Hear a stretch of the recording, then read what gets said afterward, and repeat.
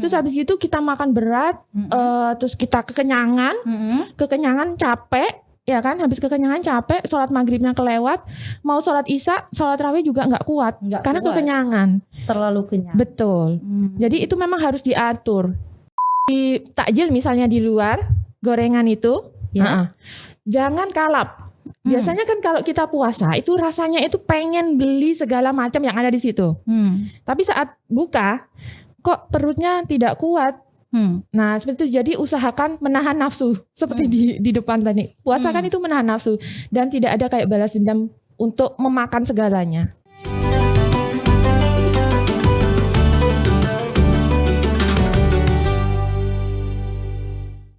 Assalamualaikum warahmatullahi wabarakatuh Tribuners. Menjaga kesehatan tubuh saat berpuasa memang bukan perkara mudah. Tetapi bersyukur sekali kalau sampai detik ini kita masih dalam lindungan Allah Subhanahu wa Ta'ala, Tuhan yang Maha Kuasa, dengan kondisi sehat dan tetap beraktivitas. Ini yang paling penting. Puasa adalah cara Tuhan memanggil kita untuk lebih dekat kepadanya. Namun kita juga diberikan hikmat untuk menjaga kesehatan.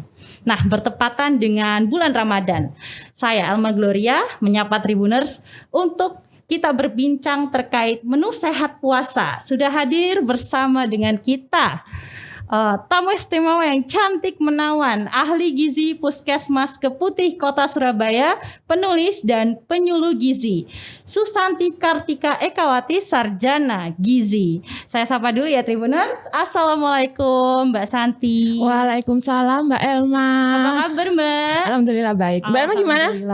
Alhamdulillah sehat. Nah, bicara soal puasa ya Mbak Santi ya. Berbuka itu terkadang menjadi momen balas dendam kita. Betul.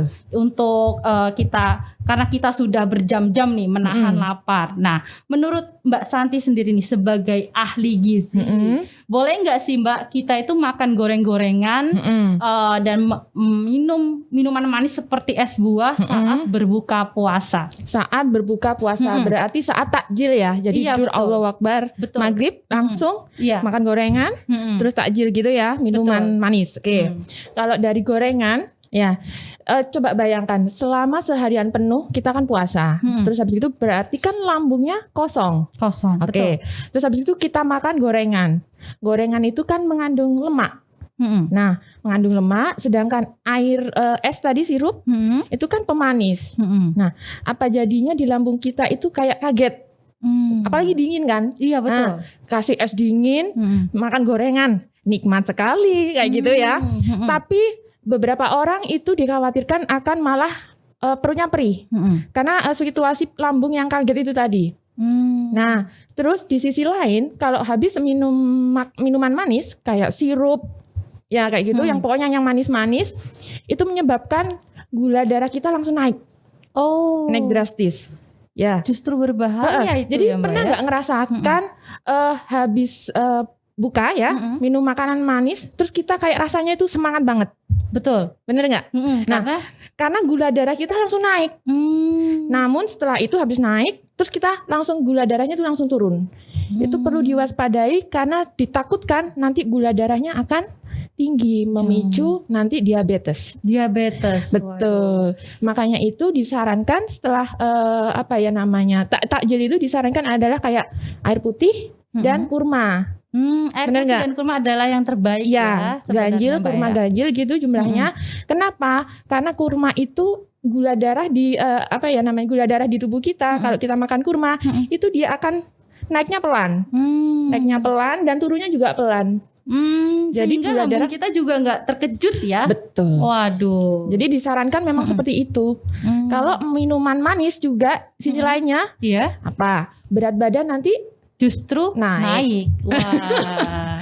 Kan biasanya gitu. Betul. Kok puasa kok berat badanku cepat sekali naik. Nah itu jadi balas dendamnya itu yang salah. Ya kan. Jadi kalau kita berbuka puasa, kita nggak boleh langsung makan yang sampai manis-manis yang seperti itu ya. Justru membuat lambung kita itu justru sakit, kaget. Gitu. Nanti aja misal habis tarawih misal, tapi nggak banyak. Porsinya disesuaikan, sedang-sedang aja lah gitu. Begitu. Ya, jadi setelah takjil, disarankan ya misalnya air putih, kurma, sholat maghrib, ya air putih ya. Habis gitu baru makanan berat. Nah, tapi bagaimana nih Mbak cara mengatasi atau ya mengatasi godaan, apalagi kan ketika kita misal pulang kerja nih, waduh di samping kanan kiri banyak sekali orang-orang berjualan takjil yang menggoda iman kita ya kan untuk membeli itu dan untuk berbuka puasa dengan takjil seperti itu. Biasanya, kita kan juga nggak tahu ya Mbak ya, maksudnya seperti bagaimana itu bahan-bahannya, apakah pengawetnya atau ada tambahan-tambahan lainnya. Nah, bagaimana Mbak mengatasi itu? Mengatasinya kalau misalnya sempat memasak sendiri, silahkan memasak sendiri.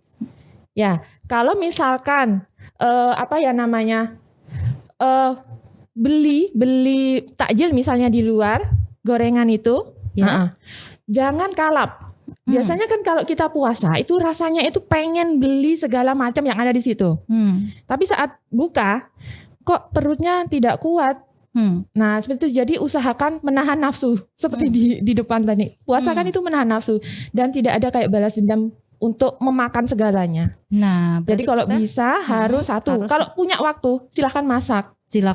Oke. Kalau misal sudah tergoda tergoda ya. Beli aja atau makan aja cuman satu.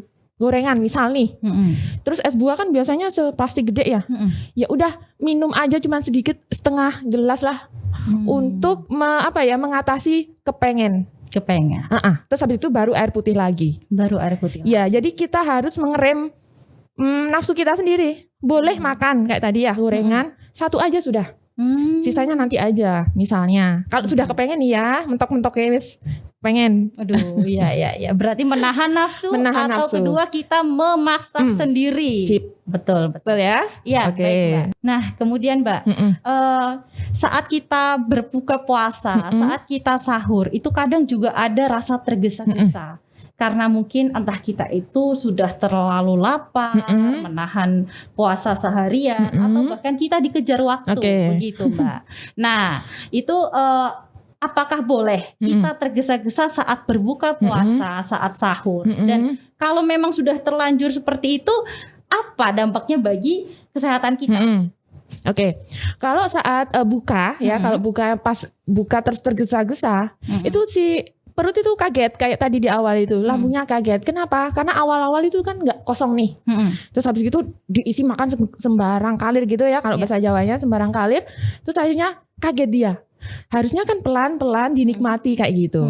Ya itu. Ya terus kemudian kalau pas sahur, sahur tergesa-gesa misalnya bangunnya kesiangan nih, sudah mau imsak. Ya, silahkan minum dulu air putih. Habis itu siapin nasi, ikan, maksudnya lengkap, makanan lengkap, namun porsinya dikit tidak apa-apa. Yang penting ada yang dimakan. Gitu. Misalnya pun parah nih, wis mepet sekali ya. Ya udah air putih sama kurma. Itu yang terlalu mepet, maksudnya sudah hampir imsak atau hampir subuh gitu. Biar apa ya? Pokoknya intinya kita harus ada sesuatu yang dimakan, karena itu sunnah kan, harus sahur, makan sahur itu juga sunnah, seperti itu. Nah biasanya kan kita juga berbuka puasa dan sahur itu langsung dibanjiri makanan kan Mbak, yang Mbak bilang tadi, sistem pencernaan kita itu terkejut, perut kita juga malah juga ikut kembung. Nah berapa lama nih Mbak rentang waktu santap takjil dan juga makanan berat? Rentang waktunya sekitar 30-40 menit. Jadi kenapa kalau misalnya sudah azan maghrib langsung disegerakan untuk berbuka dengan takjil, misalnya air putih, air kurma, habis gitu silakan untuk sholat maghrib, baru setelah itu makan berat. Jadi si lambung itu sudah, habis ini aku makan berat, sudah siap nih ceritanya dia untuk mengolah makanan yang berat tadi. Jadi dia sudah punya, ayo baru ini siap-siap makan berat, seperti itu. Misal kalau nggak ada kurma nih, buah potong ya, bukan jus atau apa gitu. Jadi air putih atau buah potong, misal melon atau pepaya misal.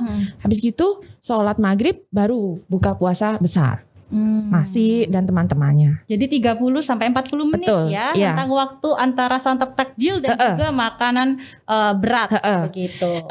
Di sisi lain kan misalnya kalau kita langsung makan itu kan kayak sholat maghribnya nanti kelewat. agak ke belakang. Jadi itu. Jadi itu memang satunya sudah diatur sedemikian rupa. Iya. Semacam seperti sudah diatur gitu ya. Biar istirahat dulu perutnya.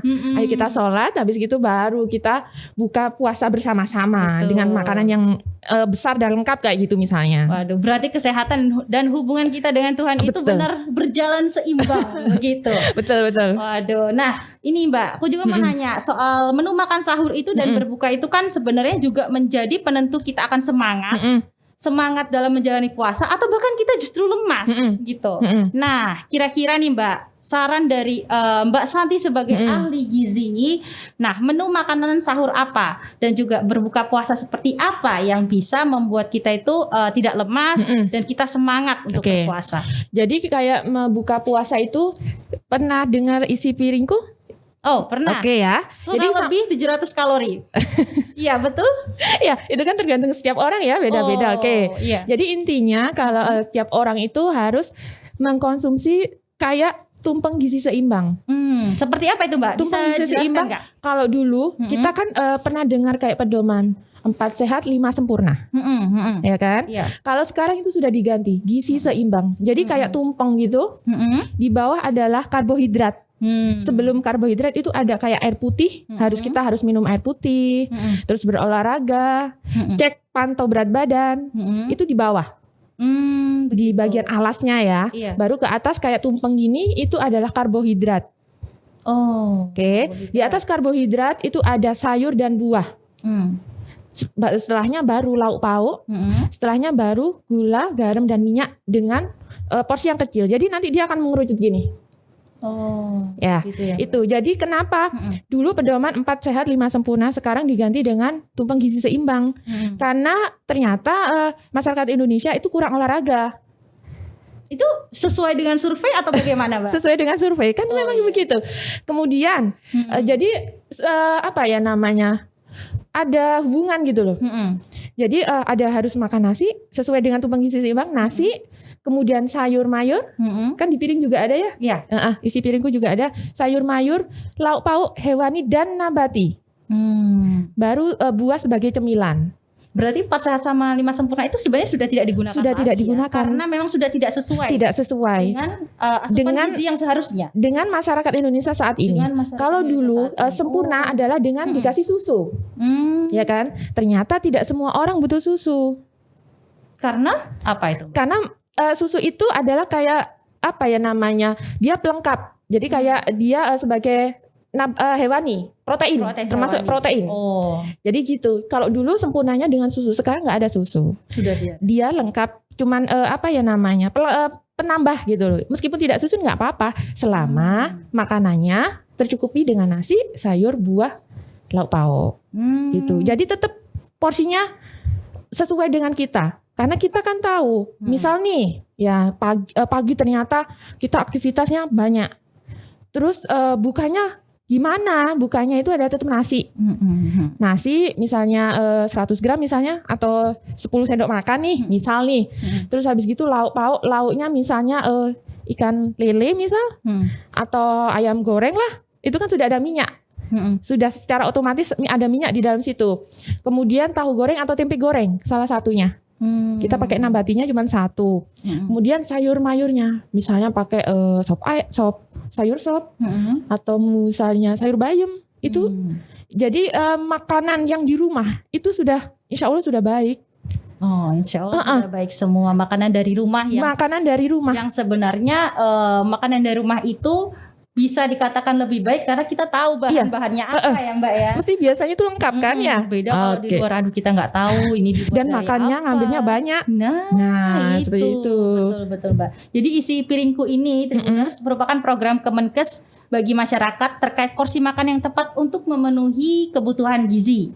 Jadi isi piringku juga sebagai pengganti konsep 4 sehat 5 sempurna. Begitu ya Mbak ya. Seimbang. Jadi kita boleh nggak sih Mbak menerapkan program isi piringku ini dalam konsep kita berpuasa sekarang? Iya memang. Bisa ya? Iya betul. Wow. Oke. Memang sudah disiapkan Kemenkes ini sudah cocok bagi kita ya Mbak ya.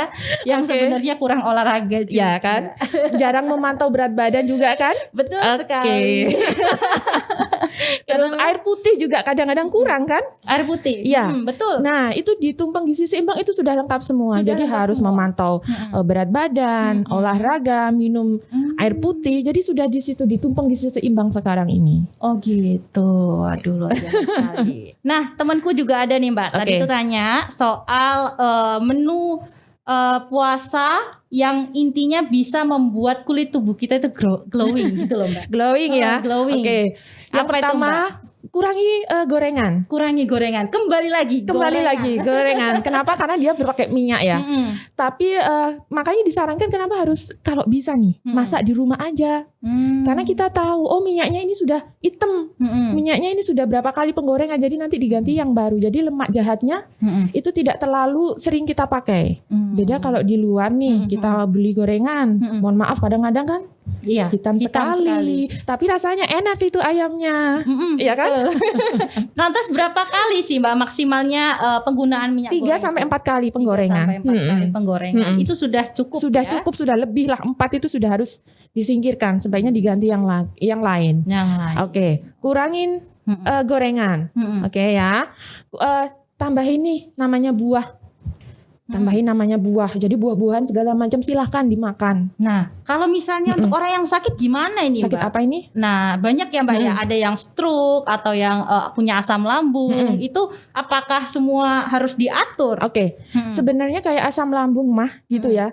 Itu dari awal mula dia kena mah gitu ya. Biasanya konsepnya adalah dia telat makan. Telat makan, sekalinya makan dia banyak. Habis itu dia lupa lagi makan. Itu biasanya yang sering terjadi. Jadi waktu makannya itu banyak yang keskip. Akhirnya lambungnya itu bingung mau proses makanan mana gitu. Nah makanya kenapa saat puasa ini bagus untuk yang penderita mah. Karena kenapa? Ada pola makan, ada jam makan yang sudah sesuai. Jadi misal dia puasa nih, ya kan, sampai maghrib. Nanti maghrib dia berbuka. Nanti dia makan, sahur juga makan. Begitu terus sampai 30 hari. Jadi ritme waktu makannya sudah ada, sudah tepat. Jadi si lambung sudah, jam segini aku harus makan. Jadi dia sudah siap. Nah, kalau dia nggak puasa, terus habis gitu mah ya. Jam misal sarapan, dia lupa nggak sarapan. Terus habis gitu makan siang banyak sekali. Habis gitu sore dia skip cemilan, malam dia lupa makan lagi. Nanti jam 9 malam aja aku makan. Besoknya baru jam 9 makan. Jadi si lambung itu bingung, aku sebenarnya kasih makan jam berapa sih kayak gitu. Itu pencetus emah itu kenapa? Karena si lambung itu bingung.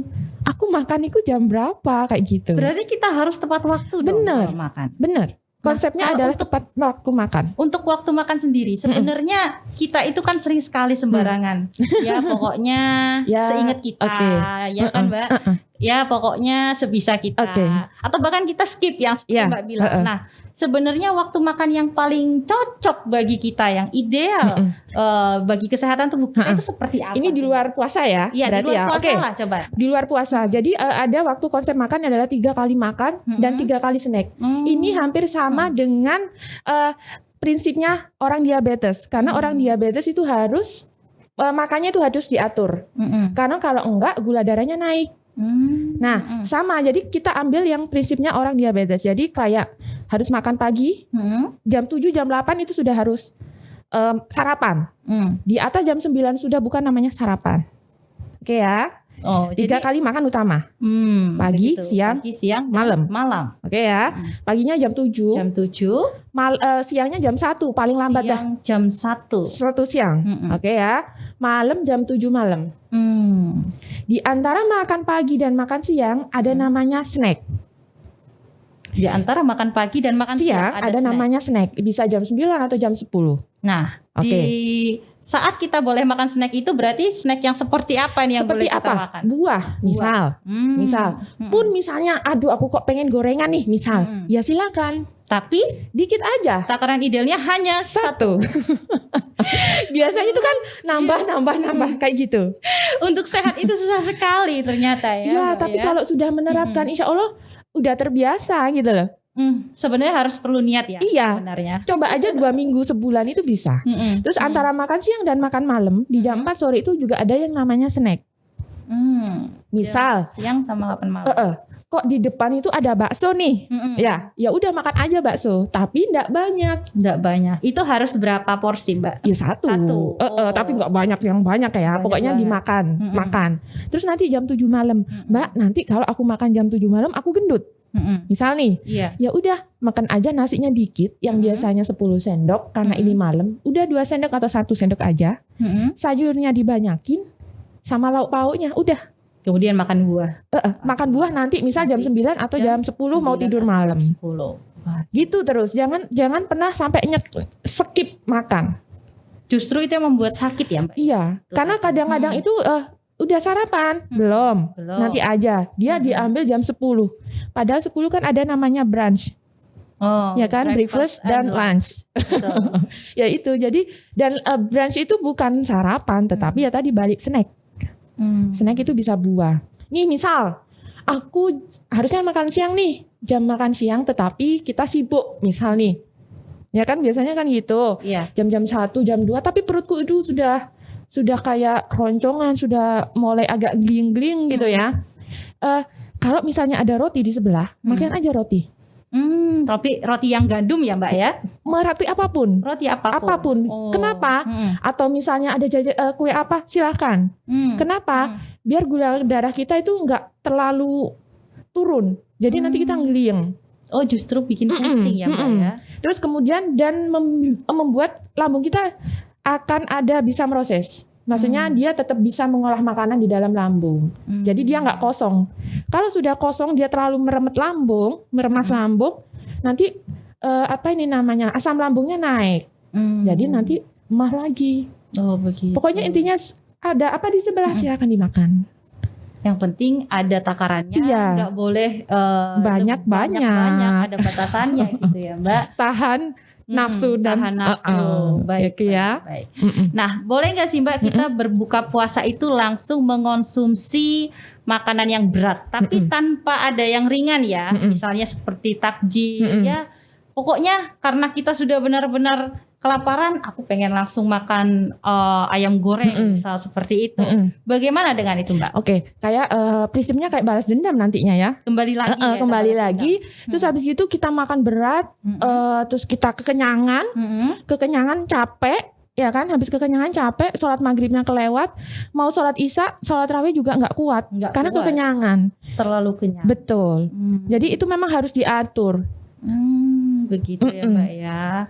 Nah, supaya kita nggak lemas nih, Mbak, apa nih sebaiknya makanan yang dihindari selama sahur dan berbuka puasa? Gorengan tetap ya. Kemudian terus teh, kopi, karena di situ ada zat, karena mereka mengandung diuretik, jadi akan sering buang air kecil terus.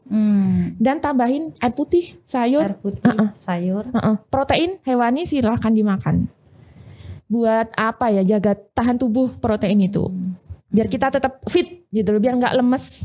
Kemudian ada lagi, Mbak? Untuk itu buah tadi tetap dimakan biar buat cemilan. Jadi biasanya sebelum sahur. Nah, misal habis bangun tidur kita minum air putih, terus kasih buah. Habis itu misalnya istirahat dulu sebentar. Ini kalau yang sahurnya tidak mepet ya. Habis itu baru kita makan besar, maksudnya nasi, sayur, lauk pauk seperti itu. Insya Allah seharian kuat. Insya Allah seharian kuat. Nah, tubuh kita itu kan membutuhkan lemak yang sehat, karbohidrat kompleks, protein, vitamin, dan juga banyak ya zat-zat lain yang dibutuhkan kita untuk membangun energi selama berpuasa, Mbak. Terus apa nih, Mbak, jenis makanan yang mengandung semua zat gizi itu? Jadi semua makanan itu baik untuk kita. Iya.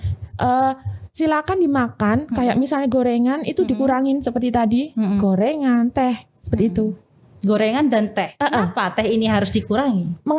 Nanti dia akan sifatnya diuretik.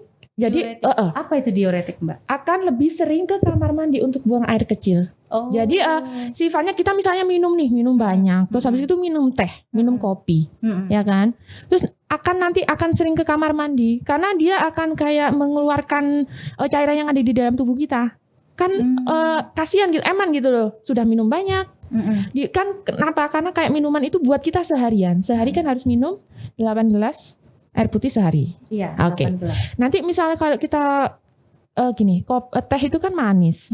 Manis, terus habis gitu kalau sudah minum teh, kita kayak rasanya tuh semangat. Namun kayak habis gitu kita tapi lemes karena itu tadi dia mengandung glukosa. Nanti bisa meningkatkan gula darah kita cepet banget tingginya. Terus turunnya juga cepet. Begitu ya? Ya, gula sirup itu gitu. Gula dan sirup itu dia akan cepet naik dan cepet turun.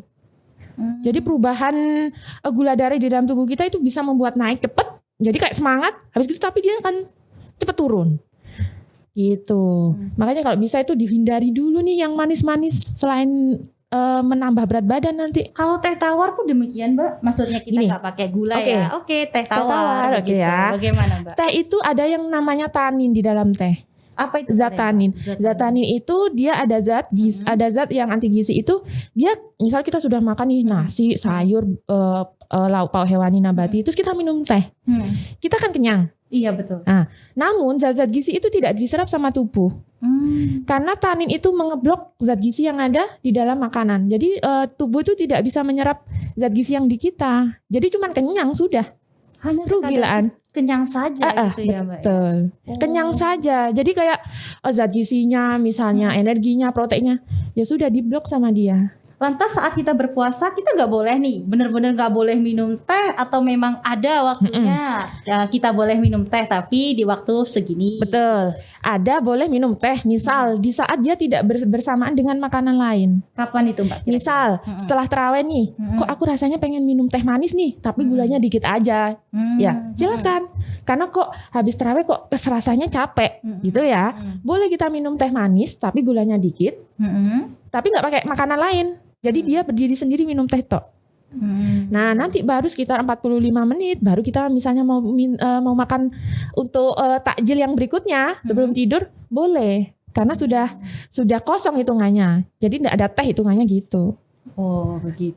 Boleh silakan. Biasanya nih Mbak ya, nggak hanya teh ya, kopi juga begitu. Betul. Banyak juga sebagian dari Tribuners dimanapun berada itu suka dengan kopi. Betul. Begitupun juga susu. Nah, kalau dengan kopi nih Mbak, kira-kira kapan sih kita boleh minum kopi? Di masa-masa puasa itu. Sama kayak teh. Jadi dia itu lebih baik sendiri kopinya. Karena ada beberapa orang yang sifatnya nyandu dengan kopi. Bener nggak? Betul sekali.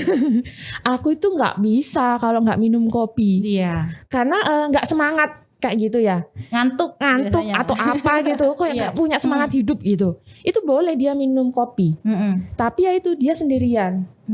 Kalau misalnya bisa, silahkan tidak minum kopi. Nggak bisa Mbak tidak bisa tidak minum kopi kayak gitu. Boleh loh minum kopi. Biar belajarnya tidak minum kopi, caranya adalah dengan mengurangi secara perlahan-lahan porsi kopi. Misal kalau setiap hari dia minum 1 cangkir kopi nih, ya 1 minggu oke lah 1 cangkir kopi. Minggu berikutnya kurangin itu namanya kopinya. Jadi misal jadi setengah, nah setengah. Lakukan selama 2 minggu misalnya. Kalau sudah bisa, kalau misalnya kira-kira nih aku bisa nggak minum kopi nih, kurangi lagi nih jadi 1/4.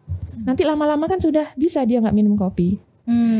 Caranya itu begitu, nggak langsung ujuk-ujuk nggak bisa minum nggak usah minum kopi, nggak bisa karena dia kayak sudah candu gitu loh. Begitu. Ya. Lantas bagaimana dengan susu, Mbak? Apakah juga sama dengan kopi dan teh yang sebenarnya ada aturannya juga untuk minum? Susu itu boleh diminum, boleh tidak. Silahkan, masing-masing orang beda-beda. Oh, tergantung iya. Mbak, ya? Karena ada beberapa orang yang kayak alergi dengan susu, seperti itu. Habis minum susu, misalnya dia langsung diare ada memang, atau salah minum susu dia langsung diare ada. Jadi sesuaikan dengan kondisi tubuh, tidak harus, tidak wajib, boleh minum susu. Begitu ya Mbak ya. Misalnya mau tidur malam minum susu silahkan. Berarti siapapun bisa minum susu tapi tergantung dengan kebutuhan tubuh masing-masing. Tidak wajib hukumnya ya. Oke. Baik. Nah kalau gini Mbak ya, kalau selama puasa nih ya, kita juga kadang melewatkan waktu sahur. Nah karena sahur itu sebenarnya kan momen penting ya Mbak, dimana kita itu sebenarnya butuh energi untuk kita berpuasa dalam seharian. Nah kalau kita melewatkan sahur nih Mbak, sebenarnya ada nggak sih Mbak dampaknya? dampaknya itu tadi. Jadi kalau misalnya kita misalnya tidur jam 9 malam atau jam 10 malam, terus habis itu kita kelewat ya subuh, oh ternyata nggak sahur nih, nggak bisa sahur. Berarti ada beberapa jam di dalam tubuh lambungnya itu kosong. Inti sama kayak kita berarti skip makan. Ya udah biasanya nanti lemes. Jam-jam 1, jam 4 itu biasanya lemes-lemesnya. Sudah lemas. Ya? Karena dia skip sahur. Padahal sahur itu bisa membantu biar tetap terjaga itu selama puasanya. Nah, kalau misalnya kita nih sudah terlanjur melewatkan sahur karena bangun kesiangan. Nah, apa nih Mbak yang harus kita lakukan? Apakah kita membatalkan puasa saja? Jangan. Jangan, teruskan aja. Justru diteruskan. Iya. Bagaimana nanti lambung kita? Ini nggak ada makanan ya dari pagi gitu, gimana Mbak? Tetap itu nanti pas buka itu pelan-pelan tadi. Takjilnya di pelan-pelan. Maksudnya bukanya tuh pelan. Jadi nggak langsung makanan berat. Tambah kaget sih lambung nanti. Oh, jadi waktu pelan kita aja. Berbuka justru air putih, pelan-pelan ya Mbak? Betul, ya? air putih sama kurma. Jadi pelan. Kenapa? Karena selama ini kan dia kosong. Terus kita misal kasih hantam nih minuman dingin nih misal. Kok asalnya pengen minuman dingin? Kaget dia. Yang sahur aja bisa kayak kaget si lambung. Ini apalagi dia nggak sahur. Itu sudah berapa jam dia? Gitu. Tapi nanti jam 4 dia biasanya lemes. Jam 3, jam 4 sore itu sudah mulai lemes-lemesnya. Betul, betul sekali. Apalagi kalau udah jam 12 kita di bawah terik matahari. Itu sangat riskan untuk mokel. Kalau bisa tidak boleh mokel. Iya, jangan sampai. Ya. Nah, kan tadi kan kita juga sempat nyinggung bahwa sebagian besar masyarakat Indonesia itu malas berolahraga, ya Mbak ya. Nah, kira-kira nih Mbak, apakah olahraga itu memang sudah sangat penting untuk masa-masa puasa seperti ini? Dan kira-kira apa sih Mbak kegiatan-kegiatan yang memang sehat bagi tubuh kita selama puasa? Oke. Jadi kalau orang yang sudah kebiasaan olahraga, terus dia nggak olahraga, badannya akan gimana ya? Emosi. Aduh, aku kok nggak olahraga sih? Badanku pegel-pegel nih nggak olahraga. Itu biasanya gitu. Jadi ambil waktu sebelum buka, itu misalnya 4, setengah 6 itu dia bisa jalan santai atau melakukan senam atau apa yang sekiranya sifatnya ringan, jalan sehat atau jalan santai seperti itu, sepeda yang nggak panjang jaraknya kayak gitu. Atau mungkin dia malam habis tarawih misal. Dia cuman peregangan atau apa di rumah yang bisa nge-gym di rumah gitu misalnya. Itu silakan. Kenapa? Karena otot kita kan harus bergerak. Tubuh kita harus bergerak. Selain dari makanan, memang olahraga harus. Gitu. Jadi itu makan, olahraga, dan minum air putih. Betul. Ya. Waduh. Nah, ini kalau misalnya kita nge-gym itu boleh nggak sih Mbak? Saat puasa. Oke. Kalau yang selama ini dia memang terbiasa nge-gym, silahkan. Tapi kalau misalnya selama ini dia tidak pernah olahraga, tidak pernah nge-gym, terus habis gitu nge-gym pas puasa, apa enggak shock si badan? Seperti itu. Jadi kalau misalnya selama ini aku tidak pernah nge-gym tapi aku pengen olahraga, silakan olahraga yang ringan aja. Misalnya di YouTube kan ada kayak senam ringan kayak gitu-gitu yang 30 menit, silakan boleh. Di rumah juga boleh. Boleh. Ya? Kan kita sendiri yang tahu bagaimana tubuh kita. Kok kerasanya kok gak kuat kayak gitu. Berarti workoutnya ya pelan aja. Dan yang biasanya gak pernah workout, habis gitu workout 1 jam. Kan gak kuat. Jadi harus pelan-pelan, misalnya 20-30 menit dulu, nanti baru ditambahin intensitas waktunya. Seperti itu. Nah, kalau untuk tips menu sehat puasa untuk orang-orang yang memiliki penyakit seperti stroke atau ada penyakit-penyakit lainnya yang mungkin diabetes, diabetes gitu, itu ada nggak Mbak menu khususnya? Menu khususnya hampir tidak ada. Jadi semua makanan itu baik. Semua makanan itu baik. Tidak ada satupun makanan yang lebih baik dari makanan lainnya kecuali ASI. Kan bayi usia 0 sampai 6 bulan harus ASI. Jadi memang harus itu aja ya. Jadi makanan yang satu dengan yang lain itu saling melengkapi. Jadi tidak ada makanan apa yang paling baik, tidak ada. Jadi misal nih kita saat ini makan telur nih. Kalau kita sering makan telur, ya nggak baik. Nanti bisulen, kan seperti itu. Ya, jadi harus nanti diganti ikan, harus diganti ayam. Jadi diselang-seling. Kalau kita makan nih kacang panjang terus nih selama seminggu, gitu. ya juga tidak baik. Nanti purinya tinggi, jadi asam urat terus, jadi asam urat. Jadi harus bergantian. Gitu. Jadi sekarang nasi kan wajib nih. Kalau misalnya aku nggak pengen nasi nih makannya gitu, boleh kentang. Boleh ya, Mbak? Boleh. Ya? Sebagai pengganti nasi. Atau roti. Karbohidrat juga itu. Atau roti. Boleh silahkan. Juga. Jadi kita tahu apa sih yang karbohidrat. Jadi karbohidrat ada nasi, ada gandum misalnya, ada roti, terus ada kentang, ada jagung misalnya. Silakan. Bisa diganti karena tidak ada makanan yang terbaik selain ASI. Pokoknya intinya harus ada karbohidrat, ada sayur, protein hewani nabati, buah-buahan, dan minyak garam lemak secukupnya. Sama kayak tumpeng gizi seimbang tadi tuh. Itu prinsipnya. Dengan jam yang teratur, 3 kali makan utama dan 3 kali snack. 3 kali makan utama dan 3 kali snack. Itu selama setelah puasa atau setelah puasa. Kan hanya kalau puasa untuk setelah puasa saja ya Mbak itu ya. Oke ya, kalau puasa kan kita biasanya takjil makan besar, biasanya takjil yang kedua atau misalnya kalau mampu dia bisa makan lagi. Oh boleh ya Mbak ya. Itu di waktu kapan Mbak? Setelah terawih. Setelah terawih kita boleh makan lagi. Tapi sebenarnya kalau kita makan misal di tengah malam sekalipun itu bagaimana? Tengah ada nggak dampaknya? Jam berapa? Jam 12, jam 1 gitu kan. Sebelum sahur nih kita udah makan yang banyak. Terus habis gitu kita tidur gitu ya. Kita tidur, kita sholat subuh. Sahur lagi. Yang paling benar untuk sahur itu adalah mendekati azan subuh.